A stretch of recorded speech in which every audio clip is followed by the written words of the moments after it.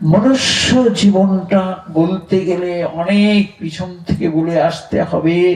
এই জন্মটা অতি সহজে পাননি।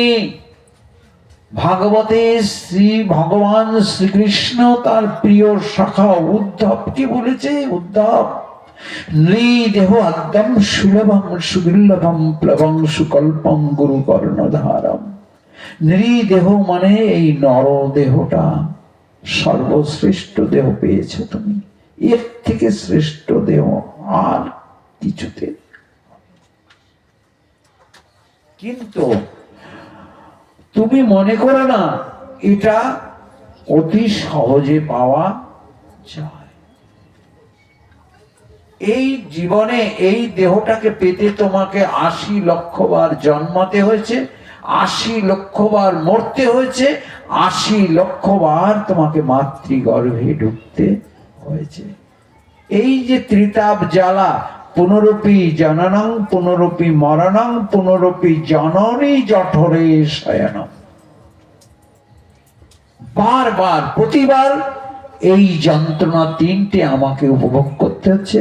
আর যতদিন এই দেহ ধারণ করে জগতে অবস্থান করব, ততদিন আছে আর তিনটে জ্বালা। কি? জরা ব্যাধি যন্ত্রণা আছে।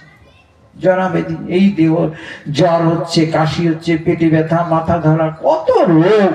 এই রোগের একটা আড়ত, এই কারখানা, এই দেহটা হলো রোগের কারখানা। দেহটা ধারণ করে যতদিন থাকবে ততদিন তোমাকে কিন্তু এটা ভোগ করতে হবে। তাহলে বেঁচেও শান্তি নেই, মরেও শান্তি নেই, মাতৃগর্ভে গেলে তো আরো যন্ত্রণা, কঠিন যন্ত্রণা। চিন্তা করো মা, তোমরা মায়ের জাতি, তোমরা মায়ের পেটে ছিলে, তোমরা পেটে ধারণ করেছো তোমাদের সন্তান। এই 4 আঙ্গুল জায়গার মধ্যে ছেলেটা ছিল হেড মুন্ডে ঊর্ধ্বপদে, গর্ভধারে কতটুকু জায়গা, এর মধ্যে ঘাটটা বাঁকা, হাত দুটো জড়ো করে ওই গর্ভধারে ছিল বাচ্চাটা, জীবাত্মা। হাত পা নাড়তে পারে না, সোজা হতে পারে না, এখানে কোনো বিছানা পাতা নাই। মায়ের পেটের মধ্যে মল মূত্র দুর্গন্ধ, তার মধ্যে নাক ডুবিয়ে থাকতে হয়েছে। 1-2 ঘন্টা নয়, 1-2 দিন নয়, কতদিন তোমরাই জানো। তোমরা পেটে ধারণ করেছো, তোমরা বলো, অনুভব করো কথাগুলো ভাগবতে। তাই বলছে এই ভাগবতে 28 প্রকার নরকের কথা বলা আছে, তার থেকে সবচেয়ে কঠিন নরক হলো মাতৃগর্ভ।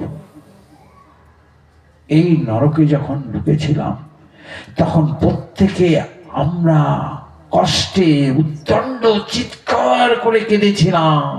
যে মা পেটে করেছিল সে শোনে নাই, শুনল কে? অনাদির আদি গোবিন্দ। আমি যার সন্তান, আমি আমার বাবার সন্তান না। তোমার বাবাকে বাবার বীর্য আর মায়ের রজের সংমিশ্রণে এই পচা গলা দেহটা তৈরি হয়েছে। তুমি না দেহটা, এই দেহটা হচ্ছে তোমার দেহ। তুমি তাহলে কে? ওই দেহের মধ্যে যে আত্মাটা আছে ওটি হলো তুমি। এটি হলো গীতায় 17 অধ্যায় 5 নম্বর, 12 অধ্যায় 7 নম্বর, 15 অধ্যায় 7 নম্বর শ্লোকে বলেছে, মমৈ বাংশ জীব লোকে জীব ভূত সনাতন মনঃষ্টানি ইন্দ্রিয়াণি প্রকৃতিস্থানি কর্ষতি চ। অর্জুন, প্রত্যেকটা জীব দেহের মধ্যে যে আত্মা বিরাজ করছে না, এই বৃক্ষটার মধ্যেও আত্মা আছে। এই আত্মা কুকুর, ছাগল, ভেড়া, গরু, বাছুর, কীট, পতঙ্গ, মানব, দানব, দেবতা, অসুর, প্রত্যেকের দেহে যে আত্মা বিরাজমান, সেই আত্মা আমার অংশ। আমার থেকে তাদের সৃষ্টি হয়েছে এই আত্মাগুলো। এই ফুলটা দেখেছো মা? এই ফুল পূর্ণ ফুল, এর থেকে একটা পাপড়ি ছিঁড়ে নিলাম, বলতো এই ফুলের অংশ, এই পাপড়ি, তাই না? এই ফুলের অংশ। ফুলটা যা যা দিয়ে তৈরি, পাপড়িটাও তাই তাই। ফুলটা পাপড়িটাকে আলাদা